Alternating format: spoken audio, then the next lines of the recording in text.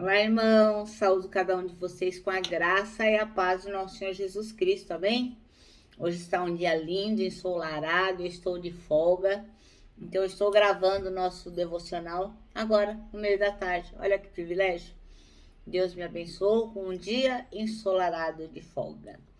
Bem, irmãos, eu estou aqui, o meu nome é Miriam Anita, para ler com os irmãos o texto da Erika Andrews, que chama-se Apenas uma Voz. Esse texto foi escrito para o Manancial, que é uma publicação de meditações diárias da União Feminina Missionária Batista do Brasil. Então, como não foi eu quem escreveu o texto, foi a irmã Érica, o que eu vou fazer? Vou ler com os irmãos e contar aquilo que eu entendi, tá bom? Então, o nosso texto hoje está em João, capítulo 1, do versículo 1 até o 29. É um texto bem grande, bem compridão, mas é um texto tão bonito, irmãos. Fala sobre Cristo, a palavra eterna. Fala sobre o testemunho de João Batista. E isso é tão bonito. Então a gente vai ler juntinho, tá bom? A minha tradução é a nova versão transformadora. E você pode seguir aí na sua tradução, tá bom? Então diz assim: no princípio, aquele que é a palavra já existia. A palavra estava com Deus e a palavra era Deus. Ele existia no princípio com Deus. Por meio dele, Deus criou todas as coisas e sem ele, nada foi criado. Aquele que é a palavra possui a vida e a sua vida trouxe luz para todos. A luz brilha na escuridão e a escuridão nunca conseguiu apagá-la. Deus enviou um homem chamado João para falar a respeito da luz, a fim de que por meio dele, do seu testemunho, todos crescem. Ele não era luz, mas veio para falar da luz. Aquele que é a verdadeira luz que ilumina todos estava chegando ao mundo. Veio a luz que ele criou, mas o mundo não a reconheceu. Veio a seu próprio povo e eles o rejeitaram. Mas a todos os que creram nele e o aceitaram, ele deu o direito de se tornarem filhos de Deus. Estes não nasceram segundo a ordem natural, nem como resultado da paixão ou da vontade humana, mas nasceram de Deus. Assim, a palavra se tornou ser humano, carne e osso, e habitou entre nós. Ele era cheio de graça e verdade. E vimos a sua glória, a glória do Filho único do Pai. João deu testemunho dele quando disse em alta voz: este é aquele a que eu me referia quando disse: alguém virá depois de mim, muito mais poderoso que eu, pois existia muito antes de mim.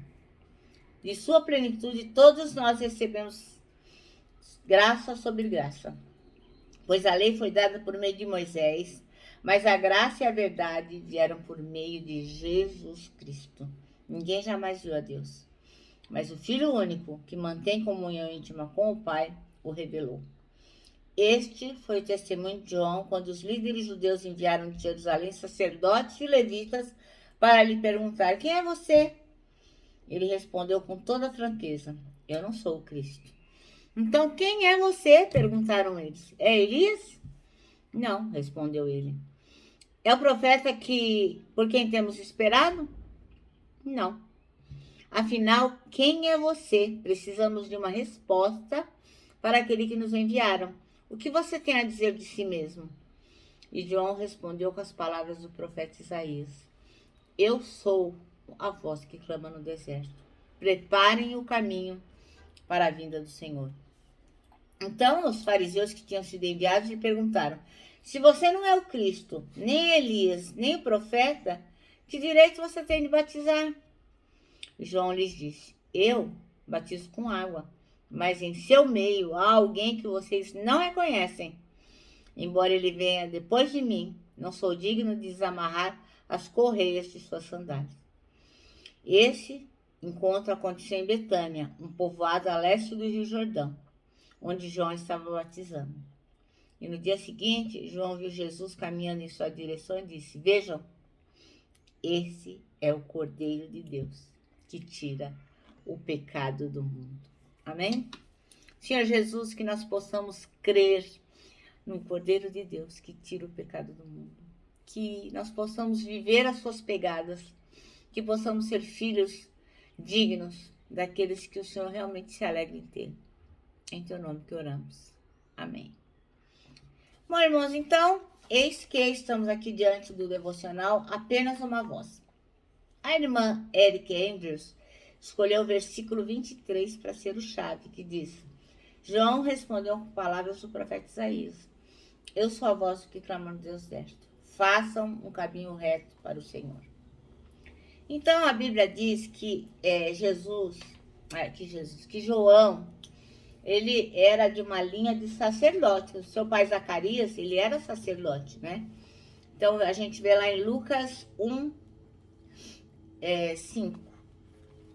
No tempo de Herodes, rei da Judéia, havia um sacerdote chamado Zacarias, que pertencia ao grupo sacerdotal de Abias. Isabel, sua mulher, também era descendente de Arão. Então João não era pouca porcaria não, entendeu? Ele vinha de uma linhagem de sacerdotes. Ele era uma pessoa muito considerada, né, no meio ali de Jerusalém, no meio dos judeus. Por quê? Ele tinha uma linhagem sacerdotal. Mas João Batista, ele não ficou, eu sou a última bolacha do pacote, eu sou apenas o máximo. Não, ele não se orgulhou de quem ele era, pelo contrário.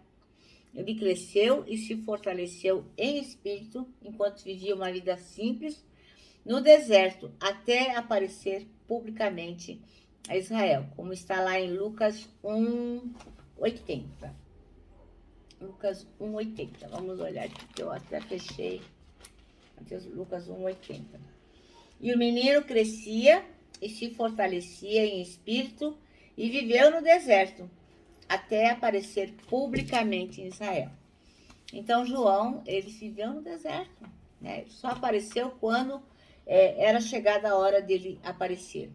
Como está em Malaquias 4:5, temos lá dizendo o seguinte: Mas antes que chegue aquele grande e terrível dia, eu, Senhor, lhes enviarei o profeta Elias. Então, tudo no determinado tempo de Deus. O que João fez? Toda a vida dele, ele dedicou para o quê? Testemunhar acerca da luz que se aproximava. Ele sabia no coração dele que Jesus estava chegando. Ele sabia que a verdadeira luz iria resplandecer. Então, o que ele fez? Ele trabalhou, ele se empenhou para quê? Para testificar, para ser testemunha dessa luz. E o testemunho dele era o quê? Que por meio dele, todos os homens crescem em Cristo. Ele pregava sobre a vinda do Messias. Ele dizia que o Messias era prometido e ele estava chegando. Então, o que ele fazia? Chamava todo mundo e anunciava as boas novas do Evangelho. Então, por onde ele ia, todo mundo ouvia falar de Jesus. Você vê lá em Lucas 3:18. 3:18 diz assim. 3:18? Mentira. 3:18. Assim, pois, com muitas outras exortações, anunciava o Evangelho ao povo. Então, João sempre se preocupou em anunciar o Evangelho. Ele não ficava dormindo de serviço, não. Ele fazia questão de anunciar o Evangelho ao povo. E aí a gente tem lá em Lucas 3:8. Lucas 3:8 diz assim, ó. Deem frutos que mostrem o arrependimento e não comecem a dizer a si mesmo: Abraão é nosso pai. Pois eu lhes digo que destas pedras Deus pode fazer surgir filhos a Abraão. Então, o tempo todo, João estava preocupado com a sua mensagem. Que não era uma mensagem assim, tipo, fofa. Acredita no Messias, seja bonzinho. Não. João era bem incisivo e ele não deixava a peteca cair. Então, ele dizia o quê? Que as pessoas tinham que se quebrantar. Ele estava anunciando as boas novas e as pessoas tinham que se converter e ter um coração quebrantado para receber o Cristo. Então, como estava lá em Lucas, que a gente leu, façam um caminho reto para o Senhor, deem frutos e demonstrem arrependimento. Porque não adianta falar, Jesus está chegando, mas não acreditar e não fazer aquilo que ele mandou, né? Como nós já aprendemos, as bênçãos estão sempre atreladas à obediência. Então, quando chegou aquele monte de fariseu perguntando quem que ele era, ele não ficou lá, tipo, vou mandar meu currículo, eu sou apenas o máximo, eu sou da família, da linhagem, dos... Não fez nada disso. Nem ele usou as palavras dele. O que ele fez? Ele usou o quê, ó? A Bíblia. Ele falou o quê? Ele respondeu com as palavras de Isaías. Entendeu? Porque ele guardava as palavras de Deus no coração dele. Então, ele apontou para Jesus Cristo falando da palavra de Isaías, que diz assim lá no capítulo 23 que a gente acabou de ler. Eu sou a voz do que clama no deserto. Façam um caminho reto para o Senhor.